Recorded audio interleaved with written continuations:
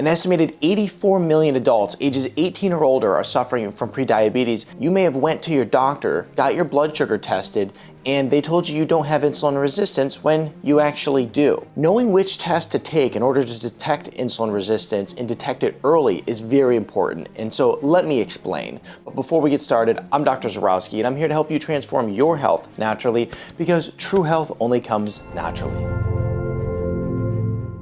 Now, I recently started working with a lady, and for the sake of her privacy, we'll just call her Jane.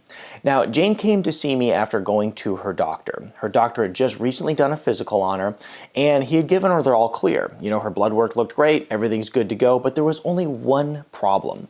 The problem was that Jane didn't feel well. She actually had a lot of different symptoms, and she didn't feel like she was getting answers to her health problems. She felt that there was something wrong. Now, the crazy thing is that she actually had a suspicion that she had insulin resistance based off all the different symptoms she was having, but her doctor took her blood sugar and everything was looking really good, so she was a bit confused. So, just seeing that blood sugar was good, she figured this is just the way it's going to be as I age, and she just dealt with it. Now, I take a little bit of a different approach to testing than most doctors do. Now, in her case, one of the things I wanted to do is test for insulin resistance because it seemed to make sense, and I found very contradicting results compared to what her doctor had originally found. You see, there's a good chance that you can have a lot of different symptoms of insulin resistance pop up well before it's ever diagnosed. Now, according to the research, some of these symptoms include things like intense thirst or hunger, fatigue after meals. I notice a lot of people crash after their meals, frequent urination, craving sweets after your meals. So if you ever eat something and you feel like you just got to have some dessert right after, belly fat, an accumulation of weight, and then tingling in the hands and feet. Now, all these symptoms can start to pop up and drive you completely mad. And one of the things that's so frustrating is that standard medical testing isn't catching these different issues until they become a full-blown condition because they're not looking at the root cause. Now, many doctors are screening patients with tests like the fasting blood sugar test or the HbA1c test. Now, though these tests have a lot of great value to them, there's one problem. The problem is that your body actually can handle high blood sugar pretty well. It knows what to do with it. In fact, initially, your body handles that high blood sugar so well that it actually can make these tests look like you're healthy even though your metabolism is really struggling. So let me explain to you how this high blood sugar process works. As you consume sugary foods or even lots of carbohydrates, one of the things that will happen is your blood sugar will rise. In response to that, what happens is that the pancreas will release insulin. That insulin goes around, cleans up that sugar in the blood, and it forces it into the cell. Now, over time, eating a lot of sugar and a lot of carbohydrates, what will happen is that your pancreas will constantly be releasing insulin, and that insulin will just be surging in the body. And because of that, the cell starts to resist the insulin. In response to the cell resisting it and your blood sugar going high, your pancreas starts surging that insulin throughout the body. And that way, that insulin will force the cell to open up and take the sugar.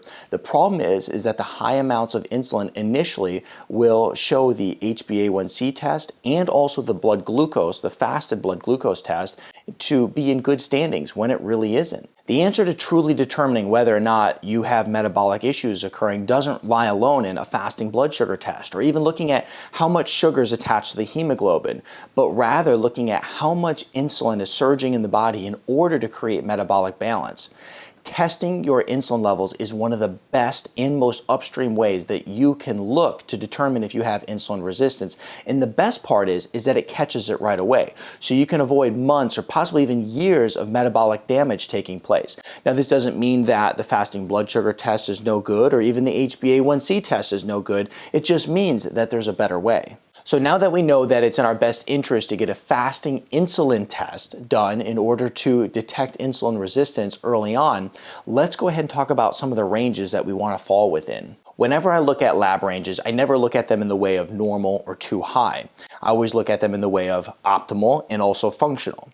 Now, when we're talking about the fasting insulin test, if we want to have a normal or functional level, we want to be an 8 or below, okay? However, if we want to be in the optimal range, we are going to want to be between about a 4 and a 5, okay? This optimal range will allow us to avoid inflammation, packing on a bunch of extra weight. It'll help us avoid high cholesterol issues.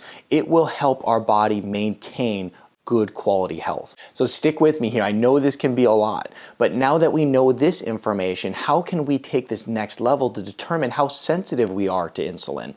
We know at this point how to detect if we have high amounts of insulin, but how do we detect what level of insulin resistance that we may be facing? And so how are we going to do this? Well, there's a fancy equation, of course, and that's what I'm going to go over with you right now. Now, this equation is referred to as the HOMAIR score.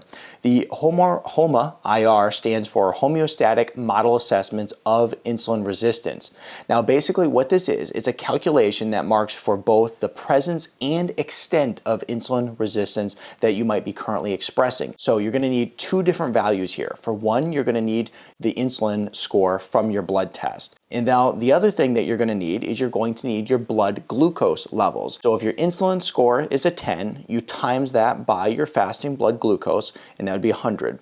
And so then we end up with a number of 1,000. And then what you do from there is you would divide that by 405. Then you're going to end up with a pretty small number here. Now, according to the literature, this is what it means.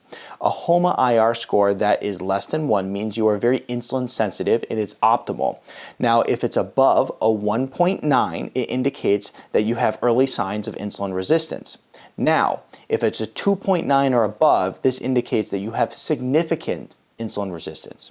So with all this information, you're really able to dial in whether or not you have a problem with insulin resistance. So you need to get your insulin score from your doctor, you need to get your blood taken, get that information, and then from there, you take your fasting blood glucose score, you put it together, and you have a really good equation that's looking upstream to determine if you have insulin resistance way before diabetes or prediabetes is ever even going to be diagnosed. So now that you know the most accurate ways to detect insulin resistance, what do you do about it? Well, the good news is I put together a little mini course on how to start transforming your metabolism today. Check it out right here. One of the things that they tell me is that their doctor gave them no information on how to change their diet. And many people don't even know enough to ask their doctor if they should be changing their diet, but they shouldn't have to.